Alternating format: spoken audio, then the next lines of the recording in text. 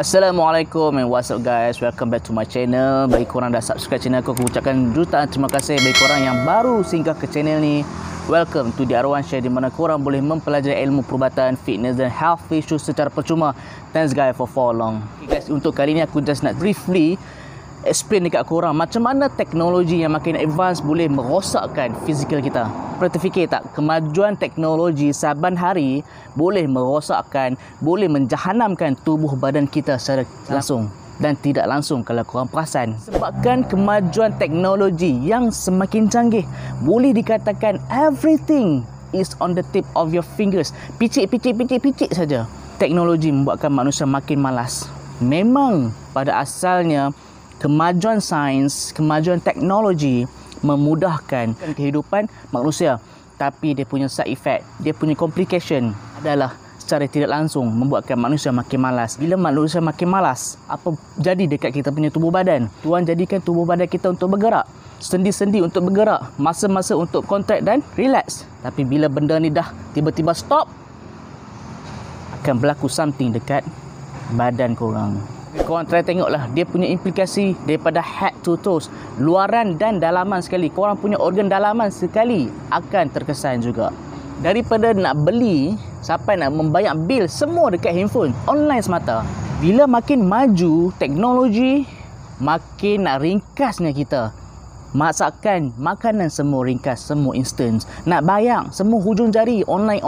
Nak beli, semua online. Semua ni mempercepatkan masa manusia. Sebab apa? Kononnya manusia sibuk, tak ada masa nak pergi beli, nak pergi offline, nak pergi supermarket, nak jalan-jalan, semua sibuk, busy, hectic schedule. Benda ni lah jadi. Makanan instant yang famous, Maggi 3 minit saja masak. Tengok apa lagi makanan yang instant. Contoh makanan frozen yang banyak, chicken chop, lamb chop, semua frozen. Roti canai pun frozen. Hampir semua jenis frozen. Bila frozen, masak semua set je, so boleh makan. Betul tak? Bukan setakat tu. Kalau kita tengok, okey, contohlah dari segi kesihatan, tengok smartwatch. Okey, ada yang mahal, ada yang murah. Kalau yang murah tu korang boleh dapat RM20, RM30, RM70, tapi yang mahal tu beribu-ribu. Apa yang ada dalam smartwatch? Blood pressure korang boleh check, korang boleh check pulse rate, korang boleh check oksigen, oximetry, maksudnya oksigen dalam badan pun boleh check. Lepas tu berapa kalori korang bakar, berapa kilometer dah korang jalan. Tengok canggih tak canggih law ni. Tapi korang ada perasan tak accuracy dia? Tepat ke tak benda tu? Kalau yang jenis mahal, aku rasa tepat. Kalau jenis yang murah, aku tak rasa tepat. Bila korang bergantung pada benda tu, contoh macam blood pressure dengan pulse rate. Okey, kalau korang tengok, okey, wah, aku punya pulse rate semua dah normal, so tak payah exercise. So aku punya blood pressure dah normal. Maksudnya aku tengah sihat. Tapi betul-betul sihat ke tak? Tu, korang tengok kan, sekarang ni dah nak ada artificial intelligence, yang mana artificial intelligence melibatkan komputer yang boleh seakan-akan menewaskan kita punya brain. Di dunia sekarang ni, semua benda, semua gadget dah ada artificial intelligence. Maksudnya artificial intelligence ni melibatkan computerized, yang mana computerized tu boleh meniru cara manusia berfikir, cara manusia menyimpan maklumat, cara manusia mengecam. Inilah adalah artificial intelligence. Kalau korang tengok, dalam phone ada artificial intelligence, dalam kamera ada artificial intelligence, dalam kereta pun dia pun dah nak buh artificial intelligence. Contoh kereta yang driverless taxi yang tak ada pemandu, maksudnya kereta tu automatic drive lah. Kalau korang pergi mana-mana, just picit kat phone tu, dia drive terus. Maksudnya dah tak guna human effort. Pula ada 2 robot yang mana menyerupai manusia, dilengkapi dengan artificial intelligence. Sophia dengan Erika. Sophia ni adalah robot Hong Kong, Erika adalah robot Japan. Yang mana robotik ni boleh menggantikan manusia menjalani aktiviti harian. Dari segi IQ, dari segi intelligence, dari segi language, dari segi multitasking, semua komplit. Boleh kata boleh sebiji macam manusia lah. Kalau korang tengok, cantik pun cantik. Itu saja, tengok setakat kecanggihan teknologi sekarang ni, dia pun boleh mencipta mata bionik. Maksudnya mata ni boleh membantu orang buta untuk melihat balik. So tak payah tunggu penderma mata dah lepas ni. Tengok canggih tak zaman sekarang ni. Tapi korang ada perasan ke tak, di sebalikkan kecanggihan teknologi yang kita alami, yang kita rasa sekarang ni, sedikit sebanyak memendekkan jangka hayat manusia. Dengan kemodenan yang kita kecapi sekarang ni, aku dapat predict yang mana zaman sekarang dengan zaman 100 tahun akan datang, memang akan ada perubahan yang drastik dari segi health status manusia, kehidupan manusia, memang akan ada perubahan yang sangat ketara. Tengoklah ada seorang doktor ni, doktor futurist ataupun futurologist, iaitu pakar pengkaji masa depan, Dr. Pearson. Dia mengkaji, dia mendakwa by 2050 manusia daripada Homo sapiens yang mana kita sekarang ni akan jadi Homo Optimus, yang mana manusia akan diincorporated dengan mesin. Nak jadi macam Terminator lah, lebih senang.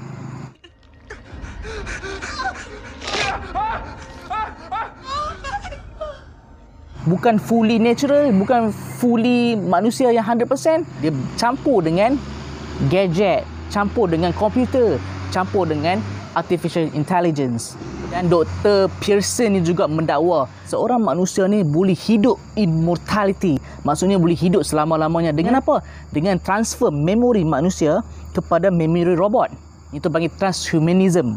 Bukan tu saja, Dr. Pearson ni juga mendakwa boleh edit gene kita punya genom, kita punya DNA, dia boleh buat editing dekat situ dengan menggunakan CRISPR-Cas9. Yang mana CRISPR-Cas9 ni kita boleh edit gene mana yang kita nak.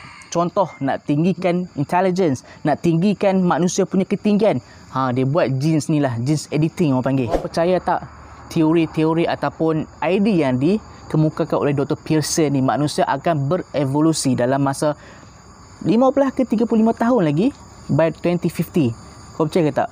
Kalau korang tanya aku punya pendapat, manusia tak akan berevolusi. Manusia tak akan berevolusi. Tak akan sesekali. Kalau evolution maksudnya kita create another species.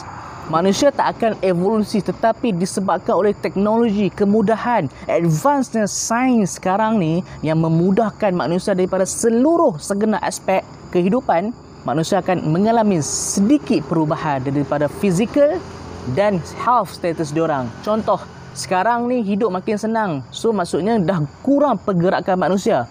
Segala otot-otot kita akan makin mengecut sebab kita kurang mengguna. Kan? Kita kurang guna, otot akan makin mengecut, betul tak? Dan lepas tu kita punya jantung, kesihatan tubuh badan, kita pun akan lebih cenderung untuk dapat penyakit sebab semua benda instant. Makanan instant, semua benda online. So tak perlu dah effort manusia nak drive, even nak drive kereta pun tak perlu dah ada pemandu. Robot boleh guna. Orang panggil robot taksi ataupun robocar. Dunia sekarang dah makin maju. Segala jenis-jenis suplemen dah ada dekat market. Manusia ni, dia ni kalau kata dia suplemen, wow, sihat. Kau overconsume suplemen. Benda korang fikir, kalau korang overconsume satu makanan yang mana makanan tu ada berkhasiat tinggi, last dia akan menyebabkan penyakit. Pernah dengar tak? The dose makes poisons. Dan apa lagi dengan perkembangan pesatnya artificial intelligence, manusia akan kurang guna kebijaksanaan akal. Manusia akan jadi malas berfikir. Ya, betul. Sekarang budak-budak banyak dah advanced growth. Waktu dah umur 2 tahun dah pandai cakap A, B, C, D, E. Dah pandai mengira, dah pandai darab, pandai matematik semua bagai. Tengok anak Nora Danish dah pandai mengira, dah pandai hafal bulan pada umur baru setahun lebih, baru 2 tahun lebih. How many months in a year? 12 months a year. January, February, March, April, May, June, July, August, September, October, November, December. yeah. Okay. Budak-budak sekarang ni dah banyak advance daripada dia orang punya milestone. Macam budak-budak sekarang dengan budak-budak zaman dulu berlainan perkembangan dia. Orang tua-tua dulu dengan orang tua-tua sekarang berlainan dia orang punya tingkah laku, berlainan dia orang punya health status, berlainan ataupun berbeza dia orang punya jangka hayat. Korang setuju dengan aku ataupun tak? Benda ni jadi sebab apa? Faktor pemakanan, faktor genetik, faktor persekitaran. Benda ni lah yang mempengaruhi perbezaan antara dua. Korang tak payahlah tunggu untuk masa 100 tahun akan datang untuk tengok macam mana keadaan manusia. Tengok sekarang ni lah.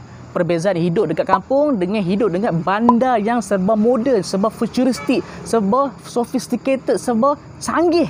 Apa beza? Hidup dalam dua keadaan ni. Duduk di kampung, stres adalah kurang. Duduk di bandar adalah stres yang sangat tinggi. Macam mana tak stres? Hidup dekat bandar, kita nak kejar something. So, bila kita nak kejar something, benda tu akan menyebabkan stres level tinggi. Contoh macam, target kita. Duduk kat bandar, takkan nak pakai kereta-kereta murah. Takkan nak pakai rumah-rumah murah. Segala kos makanan, dia punya inflasi semua tinggi. Perbezaan yang sangat ketara. Hidup di bandar, cabaran dia lain. Hidup di kampung, cabaran dia sangat lain. Berbeza. So, kau tahu kan kalau stres tinggi apa jadi dekat kesihatan kita? Penyakit macam-macam. Jantung, kecil manis, darah tinggi, buah pinggang. Kanser boleh. Macam-macam boleh. Berbeza dengan keadaan kampung yang mana dekat kampung yang lebih natural. Bila kita hidup dekat dengan nature, apa jadi? Sekarang aku harap korang dapatlah poin apa yang aku nak cakap.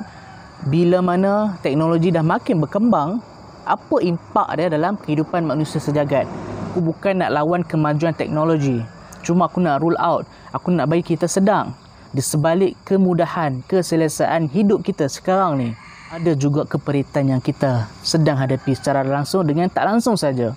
So, terima kasih banyak-banyak sebab korang tengok video aku sampai habis. So, kalau korang rasa bermanfaat aku punya konten untuk kali ni, share lah. Kalau korang rasa channel ni bagi korang something, boleh subscribe, boleh like, tekanlah bell kat situ. Terima kasih banyak-banyak sebab korang tonton video ni sampai habis. Assalamualaikum warahmatullahi wabarakatuh. Stay healthy, stay fit dan jumpa lagi untuk next content. Bye.